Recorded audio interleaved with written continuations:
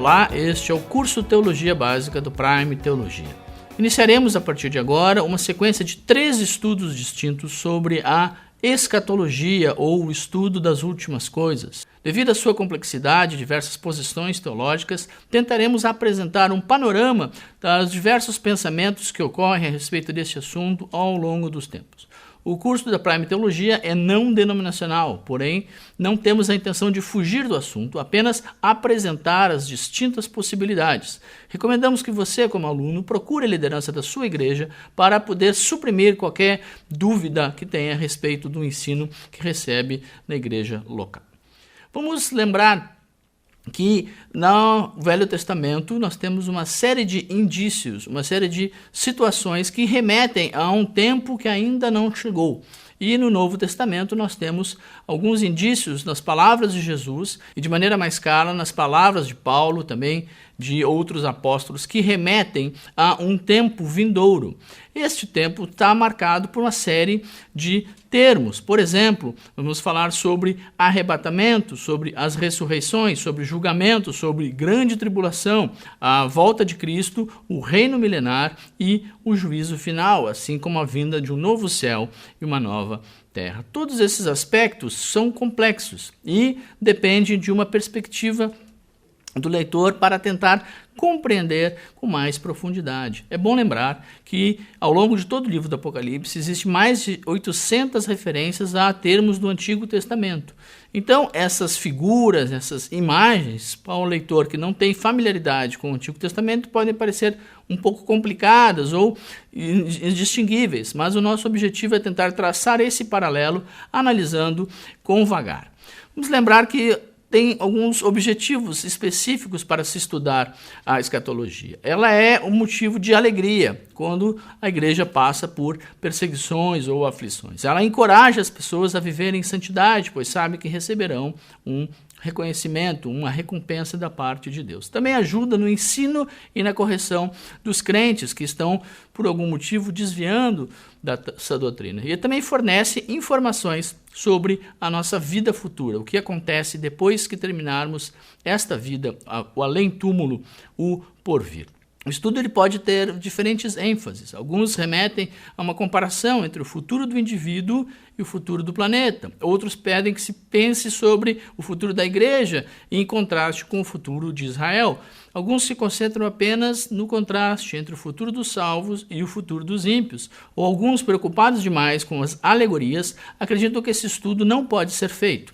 Nós, porém, entendemos que existe uma abordagem bíblica. Ou seja, eu posso falar sobre uma escatologia do Antigo Testamento, posso falar uma escatologia dos livros de Daniel e Ezequiel, eu posso oferecer uma escatologia apenas concentrado no que Jesus falou sobre o assunto, ou nos escritos do apóstolo Pedro, ou nos escritos do apóstolo João, mas nós tentaremos fazer uma abordagem mesclando essas diferentes perspectivas. Em muitos casos, a opção é fazer por um estudo cronológico, mas Apocalipse não poderia ser entendido necessariamente como uma série de eventos que ocorrem imediatamente um depois do outro. Isso porque há várias evidências de que João está num arrebatamento, ele vê as coisas de uma perspectiva divina, uma outra dimensão. Portanto, há aspectos do passado, do presente e também do futuro. João não diz depois disso aconteceu. Em geral, ele diz depois disso eu vi. Ou seja, ele está tendo uma visão, ele vai relatando à medida com que vê. E os eventos estão acontecendo simultaneamente.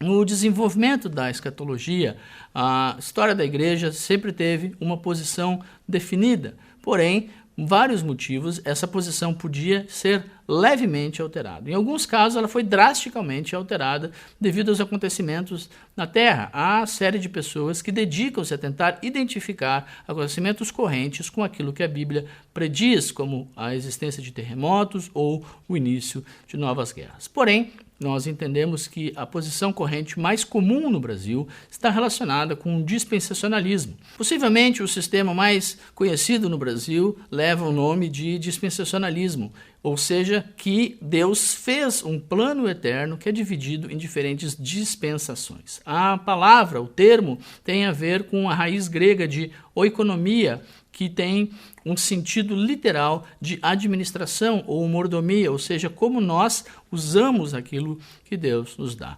Seu principal expoente foi o pregador irlandês John Nelson Darby, que deixou uma série de escritos que mais tarde foram retomados e aprofundados pelo pregador norte-americano Cyrus Ingerson Scofield, autor da Bíblia de Estudo Scofield, bastante popular no Brasil.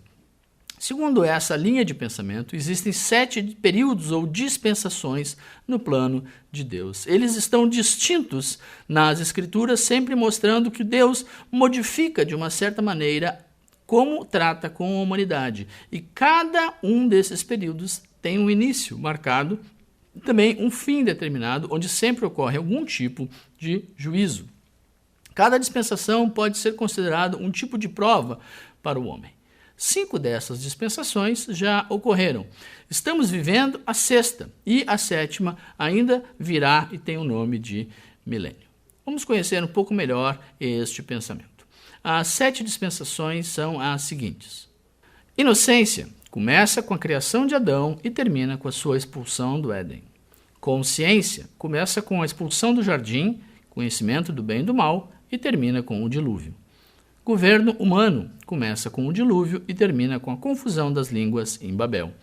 Promessa começou com Abraão e terminou com a escravidão no Egito. Lei começa no Sinai com a entrega dos 10 mandamentos e termina com a expulsão de Israel e Judá da terra de Canaã. Graça começou com a morte de Cristo e terminará com o arrebatamento da igreja. Milênio começará com a segunda vinda de Cristo e terminará com o juízo do grande trono branco. Embora não necessariamente o termo seja usado em todas as teologias sistemáticas, usaremos esta denominação para falar sobre o assunto em nosso estudo. Quando pensamos sobre os últimos dias, o que essa expressão quer dizer? Desde o momento que Jesus esteve na terra, pregou, trouxe a sua mensagem, ele já avisava que haviam chegado os últimos dias na terra. E este período histórico que estamos vivendo é conhecido como a Era da Igreja. Portanto, podemos marcar o início em Pentecostes, Atos 2, a descida do Espírito Santo, e o fim com o arrebatamento da igreja, os últimos dias. A expressão últimos dias não se refere apenas com o período que antecede imediatamente o arrebatamento, mas tem a ver com a chegada de Cristo à terra e o seu anúncio do evangelho de salvação para os homens. Portanto, esta era da igreja cristã pode ser demarcada de maneira muito clara. Seu início se deu no Pentecostes, a descida do Espírito Santo em Atos 2. O fim será o arrebatamento da igreja, que envolve também a ressurreição dos salvos e aqueles crentes que estiverem vivos no momento serão levados ao céu conjuntamente.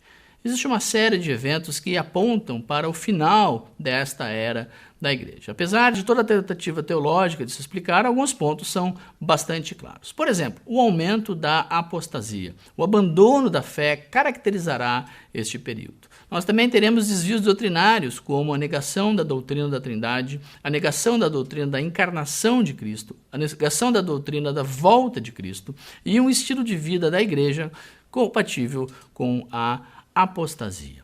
Falsos cristos, falsos profetas, anúncios de guerra e catástrofe. Há muito tempo tudo isso vem acontecendo de uma maneira ou outra, mas a tendência é que tudo se intensifique à medida que nos aproximamos do tempo do fim. Nós teremos conflitos internacionais e catástrofes que hoje não somos capazes de entender plenamente. Outro aspecto a ser lembrado é a perseguição da igreja, ou seja, Cristo, o nome de Cristo será odiado no mundo todo, em muitos lugares isso levará os crentes à morte. Vamos entender agora o arrebatamento.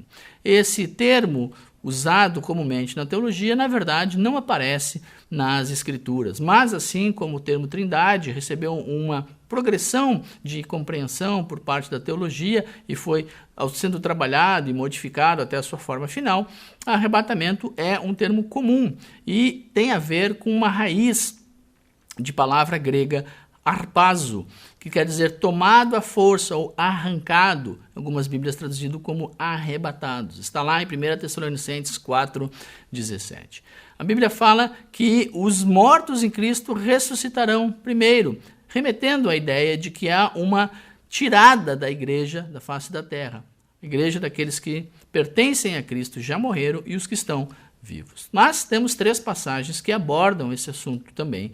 João 14, de 1 a 3, 1 Coríntios 15, 50 a 58 e 1 Tessalonicenses 4, de 13 a 18. No pré-tribulacionismo, o entendimento é que logo após o arrebatamento ocorre a tribulação e que os salvos não passarão por ela. O seu posicionamento é baseado em alguns argumentos bíblicos. Por exemplo, a promessa de que haverá uma preservação na hora da aprovação, Apocalipse 3:10, associado ao anúncio da segunda vinda de Jesus, sugerindo então tratar-se de um período de confusão ou tribulação. Também o fato de Jesus não ter voltado na geração da igreja, como muitos interpretavam no início da era cristã. Ou seja, Jesus fala de uma esperança que se estende além dos discípulos, além daqueles que viveram com ele naquele período, para toda a igreja. Apocalipse 3:10 não diz que os crentes serão guardados na provação, mas sim da provação. O que significa que não irá fortalecer durante o sofrimento, mas sim evitar que ele venha a ocorrer. 1 Tessalonicenses, capítulo 5, Paulo afirma que apenas os incrédulos serão salvos do dia do Senhor. Ele não fala sobre os crentes. Essa expressão, o dia do Senhor, é um termo associado normalmente ao período da tribulação. No caso, ele é precedido pela menção de Paulo ao arrebatamento, no capítulo 4, ou seja, os 2 eventos aconteceriam um após o outro. A ausência de menções sobre uma igreja nos relatos da tribulação, como vemos em Apocalipse de 4:19, nos remetem à ideia de que Cristo lida diferentemente com a igreja no céu e com os judeus na terra, como vemos em Apocalipse 7 e também Apocalipse 14. E por fim, a menção de 2 Tessalonicenses 2 sobre a remoção daquele que agora o detém, que vem antes da menção ao dia do Senhor, ou seja, fala da revelação, da necessidade de surgir alguém que será conhecido como o homem da iniquidade. E esse alguém que o detém seria o Espírito Santo, que seria retirado da terra junto com a igreja. Arrebatamento parcial. Há teólogos que defendem a teoria de um arrebatamento parcial, ou seja, quando Jesus faz o arrebatamento, não leva todos ao mesmo tempo, e sim apenas aqueles que estão preparados, aqueles que estavam atentos, aqueles que estavam vigilantes, e este grupo de homens e mulheres dignos estarão com Cristo.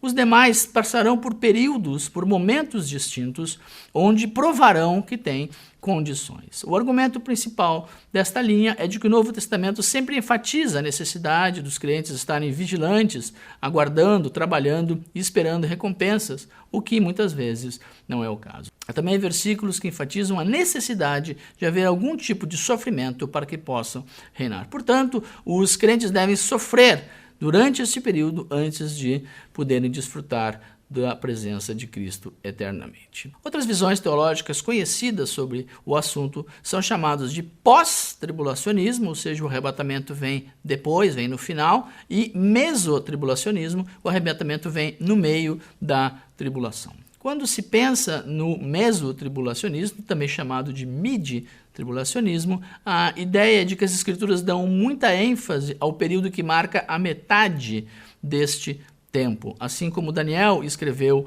lá no capítulo 7, 9 e 12, também há referências em Apocalipse 12 e 13. A ideia para os que defendem esta posição é que o Sermão do Monte fala sobre coisas distintas, que seriam a vinda, o aparecimento e o retorno de Cristo. E isto é comparado com um texto de 1 Tessalonicenses 4. O principal argumento daqueles que defendem o mesotribulacionismo, também chamado de mid-tribulacionismo, tem a ver com uma ênfase dada por alguns textos das Escrituras a respeito de um acontecimento no meio deste período. Vemos isso em Daniel, capítulo 7, Daniel, capítulo 12, Apocalipse 11 e Apocalipse 12. Eles também alegam que o Sermão do Monte fala sobre eventos que seriam distintos, um conhecido como a vinda, o outro como o aparecimento e o outro como o retorno de Cristo, e fazem um paralelo dessas ideias com 1 Tessalonicenses 4. Os defensores desta posição também enfatizam que 2 Tessalonicenses ressalta aspectos específicos que precedem um arrebatamento. E, por fim, lembram que Apocalipse 11 menciona uma 7ª trombeta, que seria idêntica à trombeta de Deus soada em 1 Tessalonicenses 4. Por fim, vamos conhecer os argumentos a favor do pós-tribulacionismo. O arrebatamento, na verdade, aconteceria no final da tribulação. Ele será precedido por sinais inconfundíveis, como vemos no discurso de Mateus 24. Esses sinais são parte do período que coincide com a ideia de tribulação. Muitas vezes Deus permitiu aflições sobre os seus escolhidos, mas nunca os desamparou. Por exemplo, Noé durante o dilúvio, ou o domínio dos judeus por impérios ímpios, 400 anos no Egito, 70 anos na Babilônia. Boa parte do ensino bíblico a respeito do tempo do fim tornaria sem sentido, segundo esses teólogos, se a igreja não precisasse passar pela tribulação. Encerramos aqui a primeira parte do estudo de escatologia. A partir da segunda aula, iremos aprofundar alguns termos que foram mencionados aqui, trazendo toda a base bíblica que dá sustentação a esses argumentos, como a tribulação e o milênio.